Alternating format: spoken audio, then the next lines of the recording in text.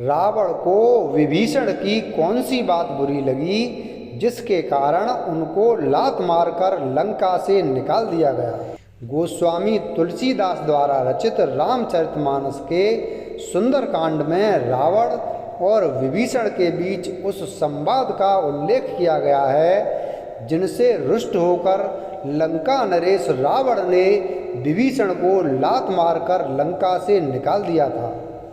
लंका से निष्कासित होने के बाद विभीषण ने श्री राम की शरण ली। विभीषण ने भी श्री राम को वह भेद बताया जिसको जान लेने के बाद श्री राम रावण का वध कर पाए। रामचरितमानस के सुंदरकांड में उस घटना का वर्णन किया गया है जब हनुमान जी लंका में आग लगाकर चले गए थे और उधर श्री राम जी की सेना रावण से युद्ध की तैयारियों में जुटी हुई थी। लंका में राजा रावण का दरबार लगा हुआ है। रावण मंत्रीगण के साथ बैठकर युद्ध पर मंत्रणा कर रहे हैं। दरबार में सभी मंत्रीगण रावण की शक्तियों का स्तुति गान कर रहे हैं और बता रहे हैं कि धरती ही नहीं बल्कि तीनों लोकों में ऐसा कोई नहीं है जो रावण को युद्ध में परास्त कर सके। उसी सभा में विभीषण भी आ पहुँचे हैं और रावण को प्रणाम करके आसन पर विराज गए हैं। यहाँ विभीषण से भी युद्ध पर उनकी राय पूछी जाती है। इस पर विभीषण फिर से सिर नवाकर अपने आसन पर बैठ गए और रावण की अनुमति पाकर बोले, हे कृपाल, जब आपने मुझसे मेरी राय पूछी है तो हे तात, मैं अपनी बुद्धि के अनुसार आपके हित की बात कहता हूँ। और विभीषण कहते हैं, जो मनुष्य अपना कल्याण, सुंदर यश, सुबुद्धि, शुभ गति और नाना प्रकार के सुख चाहता हो वह पर नारी के ललाट को चौथ के चंद्रमा की तरह त्याग दे। हमारे यहाँ चौथ तिथि को चाँद को देखना अशुभ माना जाता है। विभीषण कहते हैं कि जैसे लोग चौथ के चंद्रमा को नहीं देखते उसी प्रकार मनुष्य को पर स्त्री का मुख नहीं देखना चाहिए।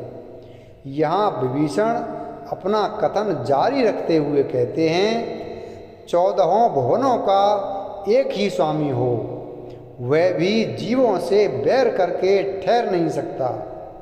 जो मनुष्य गुणों का समुद्र और चतुर हो, उसे चाहे थोड़ा भी लोभ लालच क्यों न हो तो भी कोई भला नहीं कहता। विभीषण हाथ जोड़कर रावण से कहते हैं, हे नाथ, काम, क्रोध, मद और लोभ ये सब नरक के रास्ते हैं। इन सब को छोड़कर श्री राम जी का स्मरण करें। श्री राम जी का स्मरण भजन संत सत्पुरुष करते हैं। रामचंद्र जी के बारे में विभीषण रावण से कहते हैं, हे तात, श्री राम मनुष्यों के ही राजा नहीं हैं, वे समस्त लोकों के स्वामी और काल के भी काल हैं। वे संपूर्ण ऐश्वर्य, यश, श्री, धर्म, वैराग्य और ज्ञान के भंडार हैं।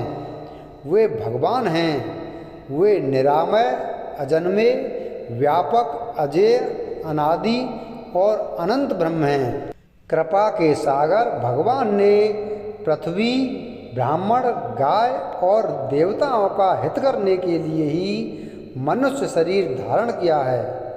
विभीषण कहते हैं, हे भाई सुनिए, वे श्री राम अपने सहयोगियों को आनंद देने वाले, दुष्टों के समूह का नाश करने वाले और वेद तथा धर्म की रक्षा करने वाले हैं।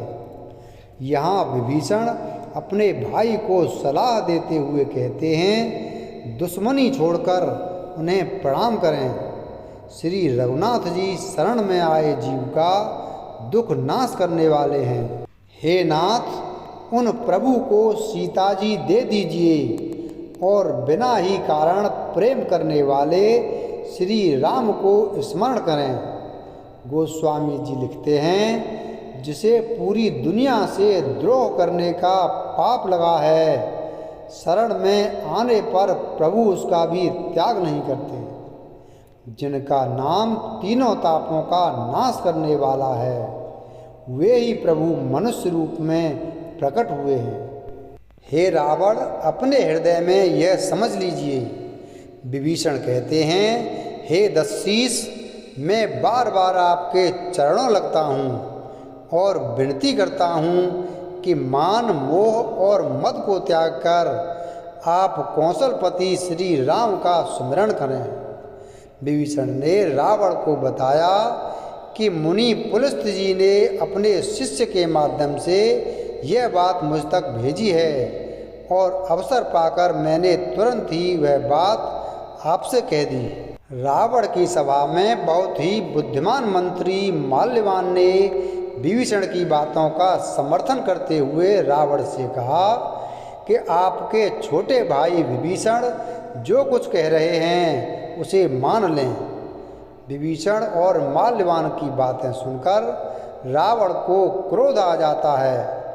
क्रोध में रावण कहता है, ये दोनों मूर्ख शत्रु की महिमा बखान रहे हैं, यहाँ कोई है, इन्हें दूर करो ना। रावण का गुस्सा देखकर माल्यवान तो घर से चले जाते हैं, लेकिन विभीषण हाथ जोड़कर फिर से विनय करने लगते हैं। विभीषण कहते हैं, वेद पुराण ऐसा कहते हैं कि सुबुद्धि यानी अच्छे विचार और कुबुद्धि यानी बुरे विचार सबके मन में रहते हैं। जहाँ सुबुद्धि है वहाँ तमाम प्रकार की संपदाएं, सुख, संपन्नता रहती है। जहाँ कुबुद्धि है वहाँ हमेशा दुख ही रहते हैं। आगे विभीषण कहते हैं कि आपके हृदय में उल्टी बुद्धि आवासी है। आप हित को अहित और शत्रु को मित्र मान रहे हैं। जो राक्षस कुल के लिए कालरात्रि हैं, उन माता सीता पर आपको प्रेम उमड़ रहा है। यह सुनकर रावण को क्रोध आ जाता है। विभीषण ने विद्वानों, पुराणों और वेदों द्वारा समस्त वाणी से नीति बखान कर कही, पर यह सुनते ही रावण क्रोधित होकर उठा और विभीषण से बोला, रे दुष्ट, अब मृत्यु तेरे निकट आ गई है। रावण कहता है, अरे मूर्ख, तू मेरे ही अन्न से पल रहा है, पर पक्ष तुझे दुश्मन का ही अच्छा लगता है। अरे दुष्ट, बता ना, जगत में ऐसा कौन है जिसे मैंने अपनी भुजाओं के बल से ना जीता हो। रावण ने कहा, मेरे राज्य में रहकर तपस्वियों से प्रेम करता है। मूर्ख, तू उन्हीं से जा मिल और उन्हीं को नीति बता। ऐसा कहकर रावण ने विभीषण को लात मारी, लेकिन छोटे भाई विभीषण ने लात मारने पर भी बार बार उसके चरण ही पकड़े। यहाँ भगवान शिव जी पार्वती जी से कहते हैं, हे उमा, संत श्रेष्ठ मनुष्य की यही महिमा है कि वे बुराई करने पर भी भलाई ही करते हैं। लात पड़ने के बाद भी विभीषण ने रावण से कहा, आप मेरे पिता के समान हैं, मुझे मारा तो अच्छा ही किया, परंतु हे नाथ, आपका भला श्री राम जी को भजने में ही है। इस तरह विभीषण रावण से विदा लेकर आकाश मार्ग से अपने कुछ साथियों के साथ भगवान श्री राम के पास चले जाते हैं। वीडियो अगर पसंद आया हो तो वीडियो को लाइक करें, चैनल को सब्सक्राइब करें और बेल आइकन प्रेस करें। धन्यवाद।